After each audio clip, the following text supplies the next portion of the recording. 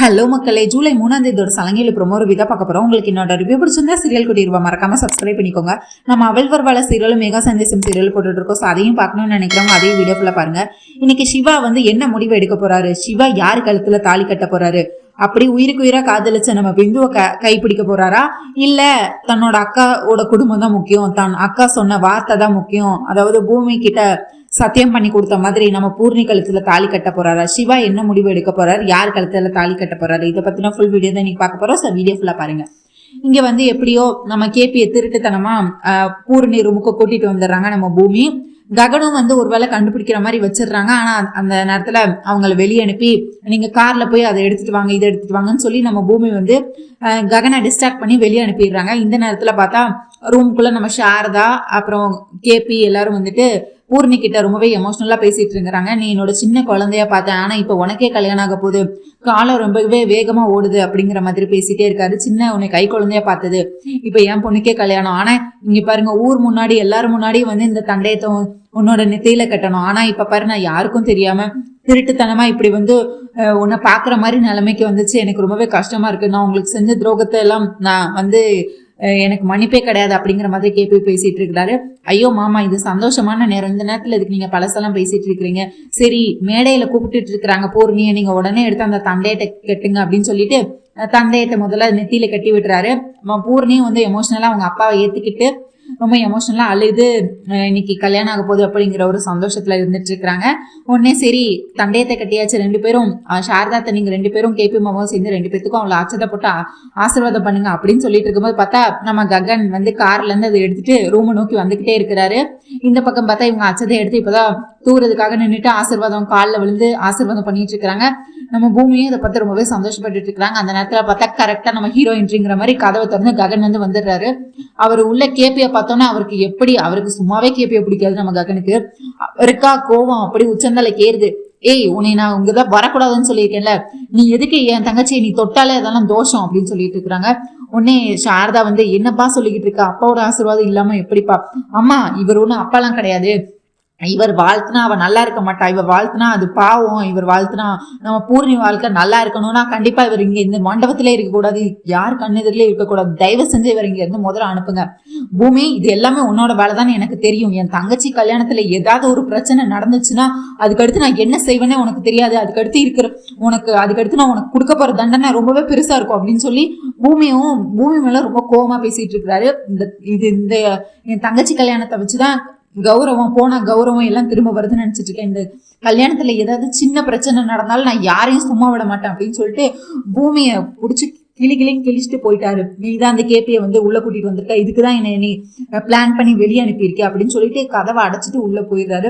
நம்ம சாரதாவோ எங்க அழுக ஆரம்பிக்கிறாங்க. கேபியோ எப்படியோமா எனக்கு நீ இந்த சந்தோஷத்தை கொடுத்ததே எனக்கு ரொம்ப பெருசுமா, நான் இன்னைக்கு என் பொண்ணை ஆசீர்வாதம் பண்ணிட்டேன்ல, எனக்கு அதுவே போதும், நான் இதுக்கு மேல இங்க இருந்து ககன் மனசை கஷ்டப்படுத்த விரும்பல, நான் இந்த கல்யாணத்தை விட்டே போறேன் அப்படின்னு சொல்லிட்டு இருக்கிறாங்க. என்ன மாமா பேசிட்டு இருக்கிறீங்க, எதுக்கு இப்ப நீங்க உங்க பையனை பத்தி உங்களுக்கு தெரியாதா, ககன் இப்படி கோவப்படுவார்னு உங்களுக்கு தெரியாதா அப்படின்னு கேட்டுட்டு இருக்கிறாங்க.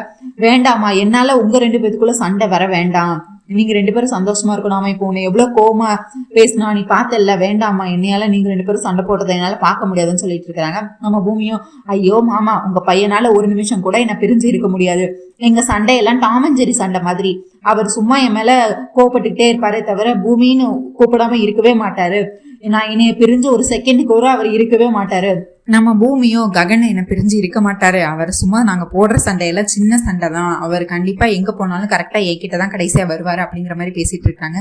சரிம்மா நான் போறேம்மா அப்படின்னு சொல்லி கேபி சொல்லிட்டு இருக்காங்க. எங்க மாமா போறீங்க, நீங்க இன்னும் கன்னியாதானம் நீங்க தானே பண்ணணும், அதுக்காக தானே நான் இவ்வளவு பண்ணிட்டு இருக்கேன், நான் அன்னைக்கே சாரதாத்துக்கு வாக்கு கொடுத்துருக்கேன், நீங்களும் கேபி மாமாவும் சேர்ந்துதான் பூர்ணிக்கு கன்னியாதானம் பண்ணணும்னு சொல்லிட்டு நீங்க அதுக்குள்ள போறேன்னு சொல்லிட்டு இருக்கிறீங்க. ஐயோ வேண்டாமா, ககன் இங்க பார்த்ததுக்கே என் மேல ரொம்பவே கோபப்பட்டான், இதுல நான் வேற மேடையில உட்காந்து பூர்ணிக்கு கன்னியாதானம் பண்ணிட்டு இருந்தேன்னா அவன் இன்னும் என் மேல ரொம்பவே வெறுப்பாவான் அப்படின்னு சொல்லிட்டு இருக்காங்க.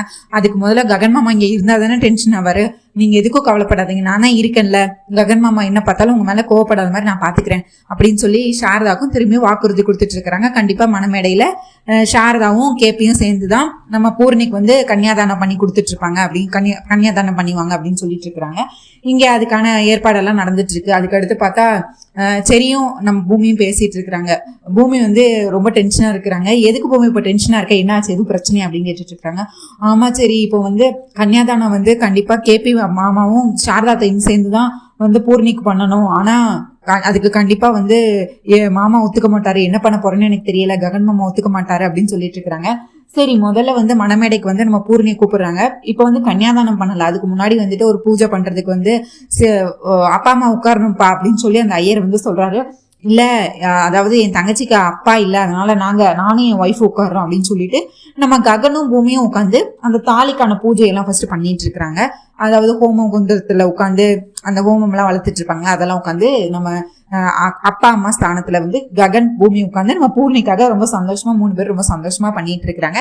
இந்த கேப்பு பார்த்தா இங்க வெளியே போயிட்டாரு அப்படின்னு சொல்லி கேப்பை தேடிட்டே இருக்கிறாங்க நம்ம சாரதா. அவர் பார்த்தா கூட்டத்தோட கூட்டமா நின்றுட்டு நான் இங்கதான் இருக்கேன் அப்படிங்கிற மாதிரி ஒரு கை செயல் காக்குறாரு. உடனே நம்ம சாரதாவுக்கு ஒரு ஆனந்த கண்ணீரா இருக்கு, எப்படியோ நல்லபடியா இன்னைக்கு கல்யாணம் நடக்க போகுது நம்ம பொண்ணு பூர்ணிக்கு அப்படின்னு சொல்லிட்டு கேபி எல்லாத்தையுமே தூரத்துல இருந்து பார்த்து சந்தோஷப்பட்டு இருக்கிறாரு. சாரதாவும் ககன் பூமி பண்றதுல வந்து அவங்களுக்கு எந்த மன வருத்தமும் இல்லை. சரி, பூர்ணிக்காக அவங்க பண்றதுல தப்பு இல்லை அப்படின்னு சொல்லி பண்ணிட்டே இருக்கிறாங்க.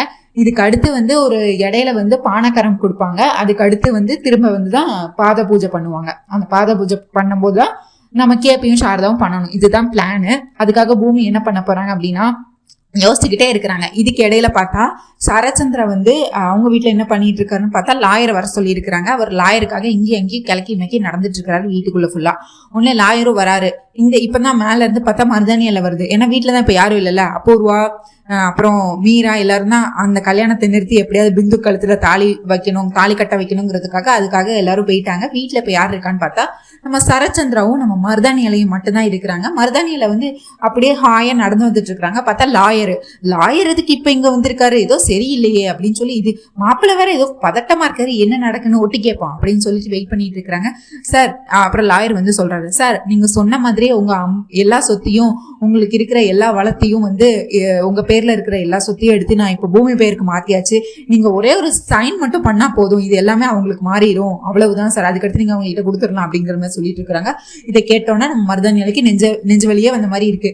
எது ஒட்டுமொத்த சொத்தையும் அந்த பூமிக்கு போக போதும், ஐயோ இப்படி நடக்க கூடாதே, முதல்ல நம்ம அபூர்வாக்கு கால் பண்ணணும்னு சொல்லிட்டு அபூர்வாக்கு விடாம கால் பண்ணிட்டு இருக்காங்க. அபூர்வா எடுக்கவே இல்லை. ஏன்னா அபூர்வா தான் வீட்டுல இல்லையே, அவங்க பிந்துவோட கல்யாணத்தை நடத்தணுங்கிறதுக்காக அங்க போயிட்டாங்கல்ல. அவங்க போன் அடிக்கிறாங்க, போனை எடுக்கவே இல்லை. இங்க ஒண்ணு ஐயோ இப்ப என்ன பண்றது எது பண்றதுன்னு தெரியல, இவ வேற நேரங்கட்ட நேரத்துல போனை எடுக்காம இருந்துட்டு இருக்காளே அப்படின்னு சொல்லி மருதானியில திட்டிட்டு இருக்காங்க. அதுக்கடுத்து மாப்பிள்ள என்ன பண்ணிட்டு இருக்கீங்க அப்படின்னு கேட்கும்போது, இல்ல என்னோட ஒட்டுமொத்த சொத்து இது எல்லாமே சோபாவோட சொத்து தானே, இதெல்லாம் இதுல எனக்கு ஒரு பைசா கூட எனக்கு தேவையில்லை அப்படின்னு சொல்றாங்க. ஐயோ நீங்க எதுக்கும் ஒரு வாட்டி அபூர்வா கிட்ட ஒரு வார்த்தை கேட்க வேண்டாமா மாப்பிள்ள, வீட்டுல இருக்கவங்க மத்தவங்க கிட்டே ஒரு வார்த்தை கேட்க வேண்டாமா அப்படின்னு சொல்லிட்டு இருக்காங்க. இது என்னோட தனிப்பட்ட முடிவு, இது நான் தான் முடிவு எடுக்கணும், யாருக்கிட்டையும் ஆலோசனை கேட்கணும்னு எனக்கு எந்த அவசியமும் இல்லை அப்படின்னு சொல்லி சரச்சந்திரா வந்து திருப்பியும் கோவமா கத்திட்டு இருக்காரு. ஐயோ என்னால நிறுத்த கூட முடியல, இந்த அப்புறம் வேற நேரங்கிட்ட நேரத்துல எங்க போனோம்னு தெரியலேன்னு சொல்லி மனசுக்குள்ள இங்க திட்டிட்டு இருக்கிறாங்க. இதுல நீங்க ஒரு சைன் பண்ணா போதும் அப்படிங்கும் போது நம்ம சரச்சந்திரா வந்து பூமிக்கு கால் பண்ணிட்டு இருக்கிறாங்க. ஆல்ரெடி அங்க பூமியே வந்து பதட்டத்துல இருக்கிறாங்க. இப்ப எப்படிடா வந்து ககன் மாமாவை எங்கடா வெளியே அனுப்புறது, ஏதாவது பண்ணணுமே, இப்போ மாமாவல்ல கன்னியாதானத்துல உட்கார வைக்கணும் அப்படின்னு சொல்லிட்டு அதுக்காக வேற யோசிச்சுக்கிட்டு இருக்காங்க. என்ன பிளான் பண்றது எது பண்றது எதுவுமே தெரியலேன்னு சொல்லி அதுக்காக யோசிச்சுட்டு இருக்காங்க. இந்த நேரத்துல சரச்சந்திரன் வந்து பூமிக்கு கால் பண்றாங்க. ஹலோ சொல்லுங்கப்பா, என்னப்பா கால் பண்ணிருக்கீங்க அப்படின்னு கேட்கும்போது, அப்பா அம்மாங்கிற உறவெல்லாம் நீ ஒன்னும் கொண்டாட தேவையில்லை, உன்னோட சொத்து ஃபுல்லா உன் பேருக்கே மாத்த போறேன், அதுக்கு நீ ஒழுங்கா வந்து ஒரு கையெழுத்தை மட்டும் போட்டுட்டு எல்லாத்தையும் வாங்கிட்டு போ, அவ்வளவுதான் அப்படின்னு சொல்றாங்க. ஐயோ அப்பா நான் தான் உங்ககிட்ட பல தடவை சொல்லிட்டேனே, எனக்கு அந்த சொத்து தேவையில்லை, நீங்களே வச்சுக்கோங்கன்னு. நீ என்ன எனக்கு பிச்சை போடுற, எனக்கு யாரோ தர்மம் பண்ணணும்னு ஒண்ணு எனக்கு தேவையில்லை, எனக்கு என்னோட உழைப்புல வந்து நான் வந்துக்குவேன், ஒன்னும் தேவையில்லை, உன்னோட சொத்துல நான் வாழணும், உன்னோட சொத்துல தான் நான் அனுபவிக்கணும்னு எனக்கு நீயே உறவில்லைன்னு ஆயிப்போச்சு, அதுக்கடுத்து உங்க சொத்தை வச்சு நான் என்ன பண்ண போறேன் அப்படின்னு சொல்லி இப்ப நீ ஒழுங்கா வந்து நீ வந்து இந்த சொத்தெல்லாம் வாங்கிட்டு போ அப்படின்னு சொல்றாங்க. நம்ம பூமியும் ஐயோ அப்பா இங்க கல்யாணம் நடந்துட்டு இருக்கு, தயவு செஞ்சு நீங்களே வச்சுக்கோங்க, எனக்கு இது தேவையில்லை, எனக்கு அந்த சொத்தெல்லாம் வேண்டாம் அப்படின்றாங்க. அங்க என்ன நடந்தா எனக்கு தேவையில்லை, அங்க கல்யாணம் நடக்குது, வேற என்ன நடக்கு, அது எனக்கு தேவையே இல்லை, அதை பத்தி நான் கவலைப்பட போறதும் கிடையாது, நீ இப்போ ஒழுங்கா வந்து இந்த பத்திரத்தை நீ வாங்கிட்டு போ அப்படின்னு சொல்லி வீட்டு சொத்து பத்திரத்தை ஒழுங்கா வாங்கிட்டு போ அப்படின்னு சொல்லி பூமிக்கு சொல்லிட்டு இருக்காங்க. அப்படி நீ வந்து வாங்கிட்டு போல அப்படின்னா நான் என் உயிரை விட்டுருவேன் அப்படின்னு சொல்லி மிரட்டவும் செய்யறாரு நம்ம சரச்சந்திரா. ஆல்ரெடி பூமி பார்த்தா ஒரு இக்கட்டான சூழ்நிலை இருக்காங்க. இப்போ எப்படியாவது இந்த கல்யாணத்தை நல்லபடியா நடத்தணும், எந்த பிரச்சனையும் வந்துடக்கூடாது அப்படின்னு சொல்லிட்டு ஒண்ணு பார்த்து பண்ணிட்டு இருக்காரு. கேபிக்கு வேற வாக்கு கொடுத்துருக்காரு, உங்களை தான் நான் கன்னியாதானத்துல உட்கார வைப்பேன், அந்த டென்ஷன்ல இப்ப இந்த டென்ஷன் வேற. இப்பவும் சரி வராரு, என்னாச்சு பூமி, எதுக்கு ரொம்ப டென்ஷனா இருக்க, எதுக்கு ரொம்ப ஸ்ட்ரெஸ்ஸா இருக்க, என்னாச்சு, எதுவும் பிரச்சனையா அப்படின்னு கேட்டுட்டு இருக்காங்க. ஐயோ சரி, ஒன்னா ரெண்டா எத்தனை பிரச்சனை இருக்கு. இப்போ கன்னியாதானத்துல வந்து கேபி மாமா உட்கார வைக்கணும் ஒரு பக்கம், இன்னொரு பக்கம் அப்பா கால் பண்றாங்க, சொத்து எல்லாத்தையும் லாயர் வந்திருக்காங்களா, சொத்து எல்லாத்தையும் என் பேர்ல எழுதி வைக்கிறேன்னு சொல்லிட்டு இருக்காங்க அப்படின்னு சொல்றாங்க. உடனே சரி இது நல்ல யோசனை தானே, உனக்கு வந்தா நல்லது தானே பூமி, அந்த அபூர்வத்தை அப்பயாவது அடங்குவாங்க அப்படின்னு சொல்லிட்டு இருக்காங்க. ஐயோ சரி இப்போ உடனே வந்து வாங்கணும்னு சொல்லிட்டு இருக்காங்க. இங்க நான் கல்யாணத்தை பார்ப்பேனா இல்ல வீட்டுல போய் நான் அந்த சொத்தை வாங்குவேன், இப்ப எனக்கு சொத்து தேவையில்லை, அந்த சொத்து இப்ப என் பேருக்கு வந்து அபூர்வத்தை சும்மா இருப்பாங்களா, கண்டிப்பா அப்பாவை ஏதாவது பண்ணிடுவாங்க அப்படின்னு சொல்லிட்டு இருக்காங்க. இப்ப நான் வீட்டுக்கு வர்றேன்னா அப்பா செத்துருவேன்னு சொல்றாங்க, இப்ப என்ன சரி பண்றது அப்படின்னு சொல்லி கேட்டுட்டு இருக்காங்க. ஐயோ இக்கட்டான சூழ்நிலையா இருக்க, இப்ப என்ன பண்றதுன்னு எனக்கும் தெரியலையே, சரி முதல்ல ஏதாவது பிளான் பண்ணுவோம் அப்படின்னு சொல்லிட்டு இப்போ அடுத்து கன்னியாதானம் கூப்பிட போறாங்களே, இப்ப என்ன பண்ண போற அப்படின்னு கேட்டுட்டு இருக்காங்க. கன்னியாதானத்துக்கு முன்னாடி ஒரு பானக்கரம் எல்லாத்துக்கும் கொடுப்பாங்கல்ல, ஆமா பானக்கரம் கொடுப்பாங்க, ஆனா அதை வச்சு நீ என்ன பண்ண போற, அதுல ஒண்ணுமே இல்ல, அதுல ஒரு 2 டேப்லெட்டை கலந்து மாமாக்கு கொடுத்துடணும், கரெக்டா உட்கார போகையில அவருக்கு வந்து வாமிட் வர மாதிரி பண்ணிடலாம், அப்படி பண்ணாங்கன்னா கண்டிப்பா அவர் போயிடுவாரு. அந்த நேரத்துல நம்ம கேபி மாமா கூப்பிட்டு சாரதாத்தையும் கூப்பிட்டு அவங்க 2 பேத்தையும் கன்னியாதானத்துல உட்கார வச்சிடலாம் அப்படின்னு பிளான் பண்ணிட்டு இருக்காங்க. அதுக்கடுத்து பூமி இந்த மாதிரி பேசிட்டு இருக்கிறாங்க. ககனும் வராங்க.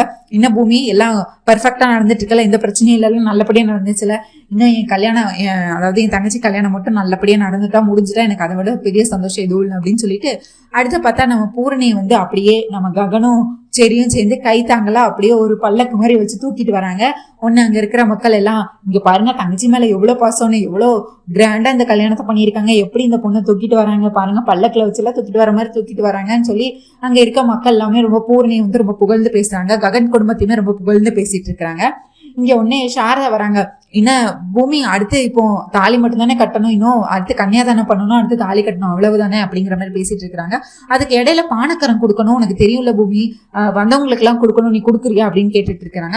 நான் இந்த பானக்கரமா ஒன்னு சரி சரி சொல்றாரு. பூமி பானக்கரமா கேட்டுக்கிட்டியா அப்படின்னு கேட்டுக்கிட்டாங்க. நம்ம பூமியும் ககனுக்காக அந்த பானக்கரம் ரெடி பண்றாங்கிற பேர்ல அதை ஒரு பெரிய கிளாஸ்க்கு எடுத்துட்டு வராங்க. அதுல டேப்லெட்டும் கலந்துட்டாங்க. ஐயோ மாமா நீங்க ஒரே வேலையா பாத்துட்டு இருக்கிறீங்க, முதல்ல இதை குடிச்சிங்க கொஞ்சம் அப்படின்னு சொல்லி கொடுக்குறாங்க.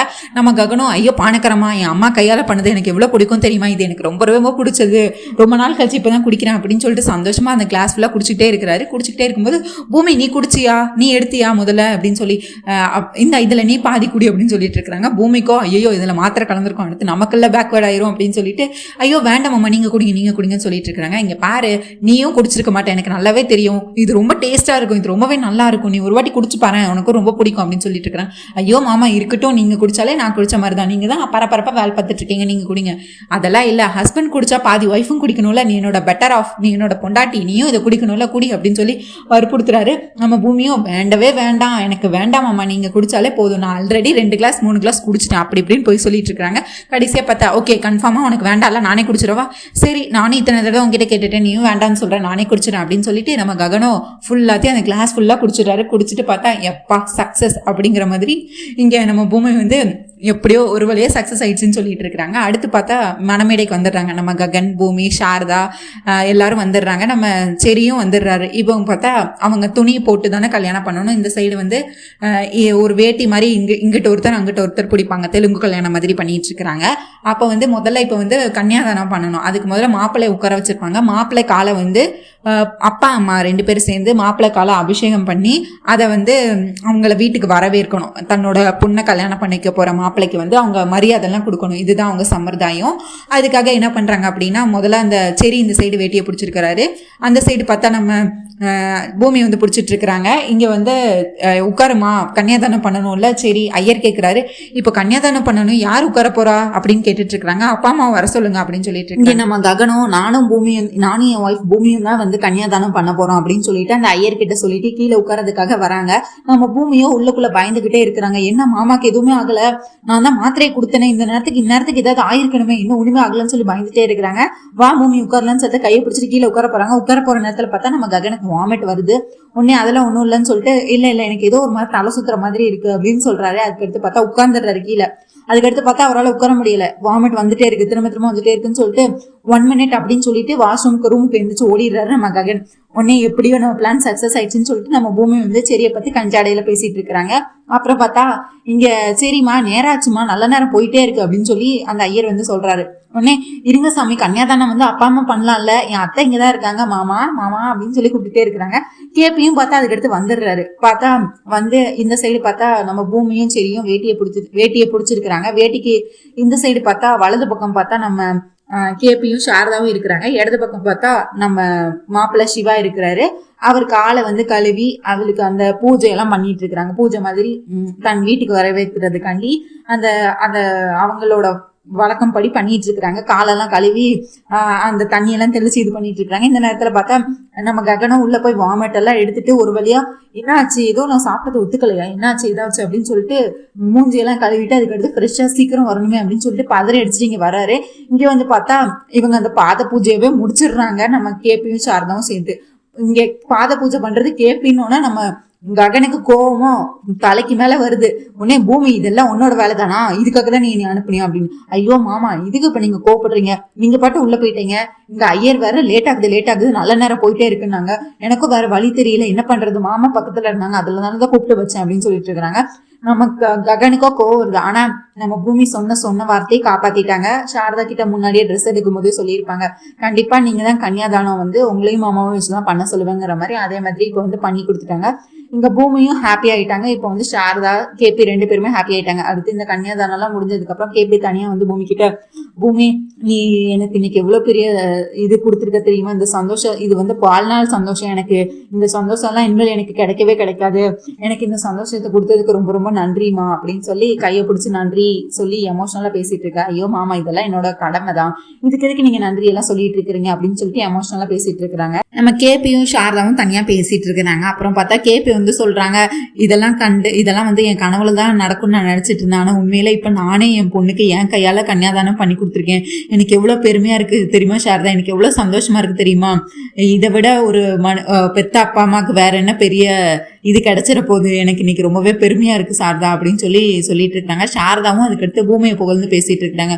ஆமா இது எல்லாமே நடத்தி கொடுத்தது பூமி தான், பூமி உண்மையிலே ககன் வாழ்க்கையில வந்தது பெரிய அதிசயம் தான், அதாவது பூமி பெரிய தேவதை தான், அவ மட்டும் இல்லைன்னா இந்நேரத்துக்கு எதுவுமே நடந்திருக்காது, அவ பூமியும் வந்து ககன் வாழ்க்கையும் சரி பண்ணிட்டா, ககனும் இப்போ வந்து பூமியை அந்த அளவுக்கு காதலிக்கிறான், அவங்களும் சந்தோஷமா இருக்க போறாங்க, கடவுள் வந்து பூமியை எங்க குடும்பத்துக்கு அனுப்பி ககன் வாழ்க்கையை மட்டும் சரி பண்ணல, இப்போ அவனோட தம்பியை வந்து அனுப்பி பூர்ணிக்கு ஒரு நல்ல வாழ்க்கையை அமைச்சு கொடுத்துருக்காங்க, அதனால கடவுளுக்கு தான் நான் ரொம்பவே கடன்பட்டிருக்கேன், கடவுள் வந்து உங்களை என்கிட்ட இருந்து பிரிச்சு என்ன தனி மனுஷியா நான் வளர்ந்தாலும் இப்போதைக்கு பூமி எனக்கு குடும்பத்துக்கு வந்துட்டால எனக்கு அதுவே போதும், பூமி இருக்கிற வரை எந்த பிரச்சனையும் இல்லை, பூமி ககன் சிவா பூர்ணி இவங்க 4 பேரும் சந்தோஷமா இதுக்கடுத்து இருந்தா எனக்கு அதுவே போதும், வேற எதுவுமே நான் கடவுள்கிட்ட கேட்க போறது இல்லை, எனக்கு இன்னைக்கு எவ்வளவு சந்தோஷமா இருக்கு தெரியுமா அப்படின்னு சொல்லிட்டு நம்ம கேபியும் சாரதாவும் எமோஷனலா இந்த கல்யாணம் எப்படியே கூடி வந்துருச்சு, இன்னும் கொஞ்ச நேரத்துல கல்யாணமும் நடக்க போகுது, நம்ம சின்ன பொண்ணா இருந்தா இப்ப அவளுக்கே கல்யாணம் ஆக போகுது அப்படின்னு சொல்லி எமோஷனலா பேசிட்டு இருக்காங்க. அதுக்கடுத்து பூமி கிட்டையும் போய்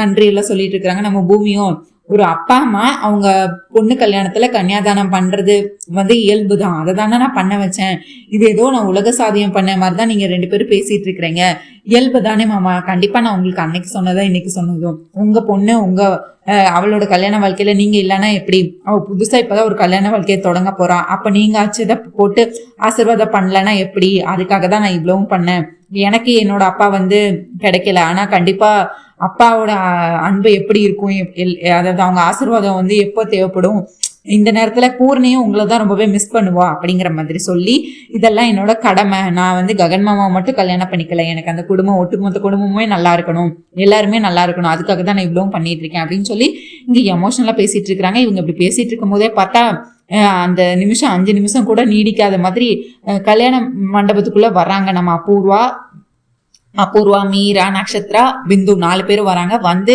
ஆல்ரெடி நம்ம பிந்து வந்து அவ்வளோ போட்டோகிராஃப்ஸ் அவங்க எடுத்துக்கிட்ட சேட்டு, அதுக்கடுத்து அவங்க பேசின வார்த்தைகள் எல்லாமே வாய்ஸ் ரெக்கார்டு எல்லாத்தையுமே வந்து அபூர்வாக்கு அனுப்பி வச்சுட்டாங்க. நம்ம பிந்து அது எல்லாமே இவங்க கலர் காப்பியா எடுத்துட்டு வந்துட்டாங்க. அதாவது அவங்க 2 பேரும் ஒன்னா இருக்கிற போட்டோஸ் எல்லாத்தையுமே எடுத்துட்டு வந்து ஆதாரம் வேணும்ல, இப்போ திடீர்னு கல்யாணத்தை நிறுத்தினா எல்லாரும் ஆதாரம் கேட்பாங்கல்ல அப்படின்னு சொல்லிட்டு எல்லாமே பக்காவா பிளான் பண்ணி எடுத்துட்டு வந்து கல்யாண மேடைக்குள்ள கூட்டிட்டு வந்து, மீரா இங்க பாரு, அந்த சிவா வந்து உன் பொண்ணுக்கு துரோகம் பண்ணிட்டு அந்த பூர்ணி கழுத்துல தாலி கட்ட போறான் பிந்துக்கு துரோகம் பண்ணிட்டு. இதே மாதிரிதான் உனக்கும் நடந்தது. உன்னை ஏமாத்திட்டு கேபி வந்து அந்த சாரதாவை கல்யாணம் பண்ணி இது பண்ணி இப்ப வர அந்த சாரதான்னு உருகிட்டு இருக்கான்ல, அதே நிலைமை நாளைக்கு உனக்கு உன் பொண்ணுக்கும் வரணுமா சொல்லு. உன் பொண்ணு எதுக்கு அவ காதலை தியாகம் பண்ணணும்? அந்த ககன் குடும்பம் அசிங்கப்பட்டாலும் பரவாயில்ல, என்ன பண்ணாலும் பரவாயில்ல. அவங்க குடும்பம் எப்பவுமே அடுத்தவங்களை நிம்மதியாவே இருக்க விட மாட்டாங்களா? காதலிச்சது உன் பொண்ண, கல்யாணம் பண்றது அந்த ககனோட தங்கச்சியவா? அதனால இது உன்னோட உரிமை, உன்னோட பொண்ணோட வாழ்க்கை, இது பிந்துவோட வாழ்க்கை. அதனால இது பிந்துவோட வாழ்க்கையை நீ தான் சரி பண்ண போற. இந்த போட்டோகிராஃப்ஸ், இந்த ஆடியோ எல்லாத்தையும் இதுல இருக்கு. இந்த ஆதாரத்தை எல்லாம் அங்க வந்திருக்கிற கல்யாண மேடைக்கு வந்திருக்க அவங்க எல்லாத்துக்கிட்டையும் இதை நீ கொடு. இதுக்கு அடுத்து அந்த சாரதா ககன் குடும்பம் இனிமேல் இதுல இருந்து மீண்டு வரவே கூடாது.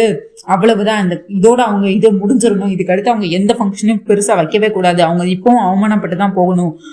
இது எல்லாமே நீ யாருக்காக பண்ற? நீ எனக்காக பண்ணல, உனக்காக பண்ணல, உன் பொண்ணோட பிந்துவோட வாழ்க்கைக்காக தான் நீ இதெல்லாம் பண்ற. அதை யோசிச்சு போயின்னு என்ன பேசணும் உனக்கு தெரியும்ல அப்படின்னு சொல்லிட்டு இவங்க வந்து உள்ள அனுப்பி வச்சிட்டு இருக்கிறாங்க. இங்க பார்த்தா நம்ம சிவாவும் இப்ப வந்து பிந்துவோ மறந்துட்டாரு. தன்னோட அக்கா சொன்ன அந்த ஒரு வார்த்தைக்காக பிந்துவோ மறந்துட்டு பூர்ணி கழுத்துல தாலி கட்டி ஒரு வழியா தாலியும் எடுத்து கொடுத்துட்டாங்க.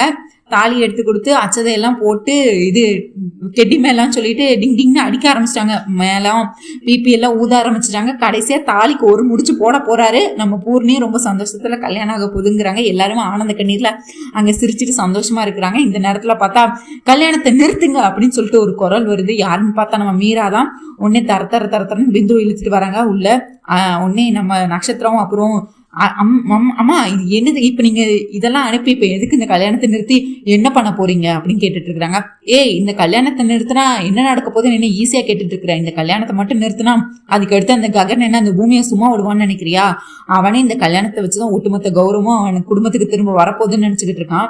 இப்ப அந்த கடைசியில அந்த ககனும் பூமியும் சண்டை போட்டு பிரிஞ்சு அவன் வீட்டை விட்டு அந்த பூமியை துரத்தி விட்டுருவான். அதுக்கு அடுத்து அவன் எங்க போவா? அவங்க 2 பேரும் என்ன காதலிச்சு சந்தோஷமா இருக்காங்களா? இருக்க விட்டுருவேன் நானு. அவங்க 2 பேரும் அடிபுடி சண்டை போட்டு 2 பேரும் வேற வரையா ஆகணும். அதுக்கு அடுத்து இந்த ககன் குடும்பம் இந்த அவமானத்துல இருந்து மீண்டு வரவே கூடாது.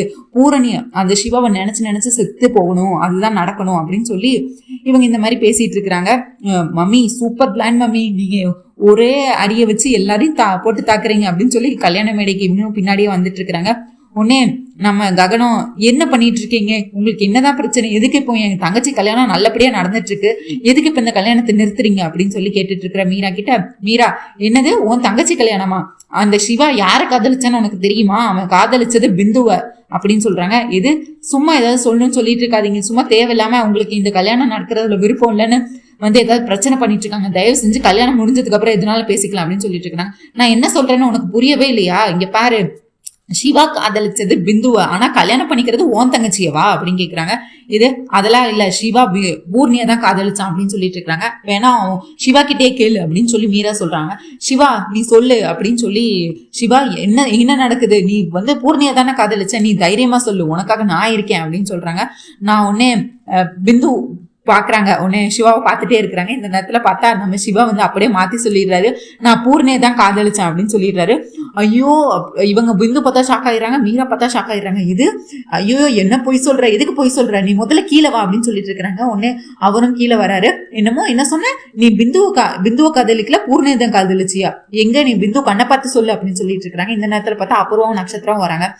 என்ன நடிப்புடா நடிக்கிற சிவா, நீ யாரை காதலிச்சுன்னு உனக்கு தெரியாதா? எங்களுக்கு தெரியாதா? நீ பிந்துவை தானே உயிருக்கு உயிரா காதலிச்ச. ஏதோ இந்த குடும்பம் உன்னைய கன்வின்ஸ் பண்ணி அந்த பூர்ணி கழுத்துல தாலி கட்ட வச்சா நீ கட்டிடுவியா? நாங்க விட்டுருவோமா? அப்ப எங்க பொண்ணோட வாழ்க்கை என்ன ஆகுறது? நீயும் பிந்துவும் தானே காதலிச்சிங்க, எதுக்கு காதலிச்சுட்டு இப்ப என் பொண்ணை ஏமாத்துற அப்படின்னு சொல்லி பிந்துக்காக சமரசம் போட்டுட்டு எல்லாரும் வராங்க. இந்த பக்கம் ஒரு பக்கம் மீரா, அபூர்வா, நட்சத்திரம் அப்படின்னு சொல்லிட்டு சும்மா ஏதாவது சொல்லிட்டு இருக்காதீங்க. டே சிவா, நீ வாய் திறந்து சொல்றா, நான் வந்து பூர்ணியை தான் காதலிச்சேன்னு. இவங்க நீ உண்மையை சொல்றா அப்படின்னு சொல்லிட்டு இருக்கிறாங்க. ஆனா சிவாவோ அப்படி கண்ணுல கண்ணீரோட பயத்துல நின்றுட்டு இருக்கிறாரு. எங்க என்ன சொல்றது எது சொல்றதுன்னு தெரியல. அவன் வந்து பூமிக்கு செஞ்சு கொடுத்த சத்தியத்தை யோசிச்சு பாக்குறாரு. பூமிக்கு என்ன, பூமி மட்டும் நீ வந்து கல்யாணத்துல வந்து நீ வந்து பிந்துவை காதலிக்கிறேன்னு சொல்லிட்டேன்னா உன் அக்கா செத்து போயிடுவேன்னு சொல்லியிருப்பாங்களா, அதை நினைச்சு பாக்குறாங்க. பூமிக்கு பண்ணி கொடுத்த சத்தியத்தை மட்டும் தான் நினைக்கிறாங்க. அதுக்காண்டிதான் நான் பூர்ணி காதலிச்சேன்னு போய் சொல்றாங்க. இப்ப என்ன பண்றாங்க, மீரா அவங்க கையெடுத்து பிந்து தலையில வச்சு, சிவா கையெடுத்து பிந்து தலையில வச்சு, நீ எங்க பிந்து மேல சத்தியமா சொல்லு, நீ வந்து பூர்ணியை தான் காதலிச்சேன் அப்படின்னு சொல்லிட்டு சொல்லுடா சொல்லுடா அப்படின்றாங்க. இவருக்கு வந்து அப்படி கண்ணில் கண்ணீரா இருக்கு, கண்ணே செவந்து போயிட்டு எப்படி போய் சத்தியம் பண்ண முடியும் அப்படின்னு சொல்லிட்டு நம்ம பூமியும் எதுக்கு இந்த கல்யாணத்தை நிறுத்துறதுக்காக இந்த மாதிரிலாம் பண்ணிட்டு இருக்கீங்க அப்படின்னு சொல்ல, அதுக்கடுத்து இடையில நம்ம சரியும் எதுக்கு சும்மா வந்து இப்ப கல்யாணம் நடக்கையில பிரச்சனை பண்ணிட்டு இருக்கீங்க அப்படிங்கிறது அப்புறம் அதுக்கடுத்து 2 பேரும் வாய மூடுங்க, நான் தான் இங்க பேசிட்டு இருக்கோம்ல, எதுக்கு நீங்க இடையில வந்து பேசிட்டு இருக்கிறீங்க, அவன் தான் இவ்வளோ பொய் சொல்ல தெரிஞ்சவனுக்கு ஏன் சத்தியம் பண்ண தெரியலையா, சத்தியம் பண்ணல மனசு கஷ்டமா இருக்கா, பொய் சத்தியம் பண்ண மனசு வரலையா, ஏன் அவன் பூர்ணியதான் காதலிச்சானா இப்ப சத்தியம் பண்றதுல என்ன வந்துட போகுது அப்படின்னு சொல்லிட்டு இருக்கிறாங்க. உடனே நம்ம கேபி இருந்துட்டு அபூர்வா எதுக்கு தேவையில்லாம நீ பேசிட்டு இருக்க அப்படின்னு சொல்லி இது பண்ணிட்டு இருக்காங்க. நீ வாய மூடு, நீயே வந்துட்டு நீ பண்ணதான் இப்போ உன் பொண்ணு பண்ணிக்கிட்டு இருக்கா வெக்கமே இல்லாம அப்படின்னு சொல்லி அந்த சாரதா முதல்ல சின்ன வயசுல இருக்கையில உன் அம்மா என்ன பண்ணாலும் அதே தப்பு தானே இப்போ உன் தங்கச்சியும் பண்ணிட்டு இருக்கா, உன் அம்மா அதான் சொன்னாங்களே ஒரு சொல்லவட சொல்லுவாங்களே, அம்மா போலதான் தாய் போலதான் பிள்ளை நூலை போலதான் சேலங்கிற மாதிரி உன் அம்மாவும் இப்படிதான் வந்து மீரா வாழ்க்கை கெடுத்தா, இப்போ அதே மாதிரி உன் பொண்ணு வந்து எங்க பிந்து வாழ்க்கை கெடுக்க வந்துட்டா அப்படின்னு சொல்லி தப்பா பேசிட்டு இருக்காங்க. நம்ம ககனுக்கோ கேட்டு அழுகையா வருது. வாய மூடுங்க, என் அம்மா தங்கச்சி பத்தி ஏதாவது பேசுனீங்க அவ்வளவுதான் ஹிஸ்டரி ரிப்பீட் ஆகுற மாதிரி. முதல்ல கேபி வாழ்க்கையில அந்த சாரதா வந்து மீரா வாழ்க்கையை நாசம் பண்ணா, இப்போ சிவா வாழ்க்கையில இந்த ஒரே சிவா வாழ்க்கையில வந்து நம்ம பிந்து வாழ்க்கையை கெடுக்கிறதுக்காண்டி இந்த பூர்ணி வந்து அவரை கல்யாணம் பண்ணிக்கணும்னு கட்டாய கல்யாணம் பண்ணிட்டு இருக்கா. ஏங்கங்கன் காதலிச்சவங்களை சேர்த்து வைக்க உன்னால முடியல, இப்ப கூட உனக்கு உன்னோட கௌரவம் இதெல்லாம் முக்கியம்னு உன் தங்கச்சிக்கு தான் கல்யாணம் பண்ணி வைக்கணும்னு தானே நினைக்கிற. சிவா மனசுல யாரு இருக்காங்க அதெல்லாம் உனக்கு தெரியவே தெரியாதுல்ல, உன் தங்கச்சி அவனை காதலிச்சா நீ உன்னை கல்யாணம் பண்ணி வச்சிருவியா அப்படின்னு சொல்லிட்டு இருக்கிறாங்க. உண்மையா காதலிச்சது சிவாவும் பிந்துவும் தான், சிவாவும் பூர்ணியும் ஒன்றும் கிடையாது, அதுக்கான ஆதாரம் எல்லாம் இதுல இருக்கு அப்படின்னு சொல்லிட்டு மீரா கையில இருந்து அந்த போட்டோகிராஃபி, வீடியோ, சேட்டு, அவங்க பேசின ஃபோன் காலு, அவங்க வாட்ஸ்அப்ல பேசினது எல்லாத்தையும் அப்படியே பிரிண்ட் அவுட் எடுத்து மேல எல்லாத்துக்கும் பறக்க விடுறாங்க. அதுக்கடுத்து மீரா எல்லாரும் அங்க வந்திருக்காங்க, கல்யாணத்துக்கு வந்திருப்பாங்களே, இங்க பாருங்களேன் பெரிய மனுஷங்களே, நீங்களே இந்த நியாயத்தை கேளுங்களேன், என் பொண்ணை காதலிப்பானா ஆனா கல்யாணம் பண்றது அந்த பூரணிய கல்யாணம் பண்ணுவானா, பிந்துவை உயிருக்கு உயிரா காதலிச்சுட்டு ஏமாத்திட்டு இப்ப இன்னொரு பொண்ணை கல்யாணம் பண்றாங்க, நீங்களே நியாயத்தை சொல்லுங்க இதுக்கு அப்படின்னு சொல்லி பிரச்சனை கிளப்பிட்டு இருக்கிறாங்க. உடனே கேபி வந்துட்டு கேபியும் அதுக்கடுத்து பேச ஆரம்பிக்கிறாரு. மீரா தேவையில்லாம இதை பேசிட்டு இருக்காது. அபூர்வா எதுக்கு இந்த கல்யாணத்தை உங்களுக்கு நிம்மதியா ஒரு இடத்துல எதுவும் நடந்துடக்கூடாது, உடனே ஏதாவது பிரச்சனை பண்ணணும்னே கிளம்பி வந்துட்டு இருப்பீங்களா அப்படின்னு. கேபி உனக்கெல்லாம் பேசுறதுக்கு தகுதியே கிடையாது, நீயே ஒரு திருட்டுத்தனமா மீராக்கு துரோகத்தை பண்ணிட்டு இப்ப இந்த கல்யாணத்துக்கு வந்து இது பண்ணிட்டு இருக்க, நீ பேசுறியா, உன்னே மாதிரி தானே உன் பொண்ணு இருப்பா, அதே மாதிரிதான் பிந்துவும் சிவாவும் காதலிக்கிறாங்கன்னு தெரிஞ்சும் இவ வந்து அடையணும்னு நினைக்கிற, இதெல்லாம் ஒரு பொழப்பாச்சு, கேவலமா இல்ல, உங்களுக்கு எல்லாம் வெக்கமா இல்ல அப்படின்னு சொல்லிட்டு இருக்கிறாங்க. சரி கேபி நீதான் பெரிய மனுஷனாச்சே, இவ்வளவு தூரம் சொல்றியே, காதலிச்சது என்னமோ உன் பொண்ணு பிந்து, இப்ப கல்யாண மேடையில இருக்கிறது என்னமோ உன் பூரணி உன் பொண்ணு, இப்ப யார் கழுத்துல சிவா தாலி கட்டணும், நீ தானே பெரிய மனுஷனாச்சே, நீயே இதுக்கு ஒரு நல்ல தீர்ப்பா சொல்லு அப்படின்னு சொல்லி கேபி பக்கம் திருப்பி விட்டுடுறாங்க நம்ம அபூர்வா. இப்ப கேபி வந்துட்டு அப்படி முடிச்சுட்டே இருக்கிறாரு. அதாவது பூரணி கல்யாண மேடை வரைக்கும் வந்து தன்னோட பொண்ணு ரெண்டுமே அவரோட பொண்ணு தான், பிந்துவும் அவரோட பொண்ணு தான், பூரணியும் அவரோட பொண்ணு தான். இப்ப யாருக்கு சாதகமா பேசினாலும் யாரோ ஒரு பொண்ணை நம்ம வந்து கஷ்டப்படுத்துற மாதிரி தான் இருக்கும்னு சொல்லிட்டு அவர் ரொம்ப அமைதியாவே இருக்கிறாரு. நம்ம ககனம் அதான் பெரிய மனுஷன் இருக்கீங்கல்ல, நீங்களே சொல்லுங்க அப்படின்னு சொல்லி கேபியை இன்னுமே தூண்டி விடுறாரு. உடனே கேபி காதலிச்சவங்க தான் ஒன்னா சேரணும் அப்படின்னு சொல்றாங்க, இப்படி மட்டும் சொல்லி முடிச்சிடுறாரு. அப்ப காதலிச்சவங்கன்னா யார் காதலிச்சா, நம்ம சிவாவும் பிந்துவும் தானே காதலிச்சாங்க அப்படின்னு சொல்லிட்டு உடனே நம்ம ககன் என்ன முடிவெடுக்கிறாரு, நம்ம சிவா கையும் பிந்து கையும் அப்படியே மணமேடை கூட்டிட்டு வந்து ஐயரே நீங்க ஓதுங்க, இவங்க 2 பேருக்குமே கல்யாணம் பண்ணி வைங்க அப்படின்னு சொல்லிட்டு கண்ணில் கண்ணீரோட, அதாவது தன்னோட தங்கச்சி சொந்த தங்கச்சி கல்யாணத்தை நிறுத்தி அவளை கஷ்டப்படுத்தி பிந்துவோட கல்யாணம் பண்ணி வைக்கிறாங்க. பூமிக்கு இதெல்லாம் பார்த்தோன்னா பேரதிர்ச்சியா இருக்கு. அதாவது அபூர்வா நினைச்ச மாதிரியே கல்யாணத்தை நிறுத்திட்டா இந்த குடும்பத்தோட மனம் திரும்பியும் போயிருச்சே, சே நானே இதுக்கு பெரிய இதா இருந்துட்டேனே அப்படின்னு நினைச்சு கடைசி நேரத்துல இப்படி ஆயிருச்சே அப்படின்னு சொல்லி பூமி ஒரு பக்கம் ஏங்கி அழுதுட்டு இருக்கிறாங்க. இங்க பார்த்தா நம்ம பூர்ணி வந்து இதெல்லாம் பார்க்க முடியாதுன்னு சொல்லிட்டு அழுதுட்டே ஓடிடுறாங்க. அதுக்கடுத்து அவங்க என்ன தப்பான முடிவு எடுக்க போறாங்கன்னு தெரியல. இங்க சாரதாக்கோ சாரதா அவங்க ரொம்பவே அசிங்கமா பேசியிருப்பாங்க. அதாவது அடுத்தவன் புருஷனை கைக்குள்ள போடுறதெல்லாம் அம்மாக்கும் பொண்ணுக்கும் கை வந்த கலையாச்சு அப்படி இப்படிங்கிற மாதிரி பூர்ணியும் தப்பா பேசியிருப்பாங்க, நம்ம சாரதாவையும் தப்பா பேசியிருப்பாங்க. இந்த அபூர்வா வந்து இதுதான் சான்ஸ், கிடைச்சி போச்சு சான்ஸ்ன்னு சொல்லிட்டு எல்லாரையும் குத்தி காட்டி அசிங்கமா பேசி ஒரு வழியா ககனே வந்து இவங்க 2 பேத்துக்கும் கல்யாணம் பண்ணி வச்சிருவாங்க. அழுதுகிட்டே வேற வழி இல்லைல்ல, அவங்கதான் காதலிச்சிட்டாங்கன்னு சொல்லிட்டு காதலிச்சவங்க தான் ஒன்னா சேரணும்னு சொல்லிட்டு நம்ம சிவா பார்த்தா கடைசியா பிந்து கழுத்திலே தாலியை கட்டிடுவாரு. நம்ம பூர்ணி என்ன பண்ணாங்க எது பண்ணாங்கன்னே தெரியல. பூமி வந்து ஏங்கி அழுதுட்டே இருக்கிறாங்க. அபூர்வா நினைச்ச மாதிரி அபூர்வாக்கும் நட்சத்திராக்கும் ஒரே சந்தோஷம். மீராவை வந்து இவங்க ஒரு பகடக்காயா யூஸ் பண்ணிக்கிட்டு ககன் குடும்பத்தை பழி வாங்குறதுக்காக தான் இவ்வளவும் பண்ணாங்க. ஆனா மீரா கிட்ட அவங்க ஏதோ தன்னோட பொண்ணு பிந்துக்காக தான் இதெல்லாம் பண்றோம் அப்படின்னு சொல்லி அப்புறம் வந்து டபுள் கேம் ஆடி ஒரே கல்லுல 4 மாங்கா அடிச்ச மாதிரி இதுக்கு அடுத்து ககன் என்ன முடிவு எடுக்க போறாரு. ககன் கண்டிப்பா இதுக்கு அடுத்து பூமியை வந்து வெறுத்துருவாரு. பூமியை இந்த வீட்டை விட்டே அனுப்பிடுவாரு. பூமிக்கு டிவோர்ஸே கொடுத்தாலும் சொல்றதுக்கு இல்ல. நீங்க என்ன நினைக்கிறீங்கன்னு சொல்லி கண்டிப்பா கமெண்ட்ஸ்ல சொல்லுங்க. ஒரு வழியா சிவா வந்து பிந்து கழுத்துல தாலி கட்டிட்டாரு. பூரணிக்கு என்னாச்சு ஏதாச்சுன்னு தெரியல. நாளைக்கு வீடியோல கண்டிப்பா நம்ம பார்க்கலாம் பூரணி என்ன பண்றாங்க, இதுக்கு அடுத்து ககன் என்ன முடிவு எடுக்க போறாரு, ககன் பூமிக்குள்ள என்ன நடக்க போகுது அப்படின்னு சொல்லிட்டு. உங்களுக்கு என்னோட ரிவ்யூ பிடிச்சிருந்தா சீரியல் குட்டி இருப்பா மறக்காம சப்ஸ்கிரைப் பண்ணிக்கோங்க. உங்க தாட்ஸ் என்னன்னு கண்டிப்பா கமெண்ட்ஸ்ல சொல்லுங்க. இந்த வீடியோ லைக் பண்ணுங்க, ஷேர் பண்ணுங்க, சப்ஸ்கிரைப் பண்ண மறக்காதீங்க. அண்ட் நம்ம அவள் வருவாளா சீரியல், மேகா சந்தேசம் சீரியல், சலங்கை சீரியல் போட்டுட்டு இருக்கோம். ஸோ எல்லா சீரியலும் பாருங்க, சப்ஸ்கிரைப் பண்ண மறக்காதீங்க. தேங்க்யூ மக்களே, நன்றி. நாளைக்கு சந்திக்கிறேன். போய்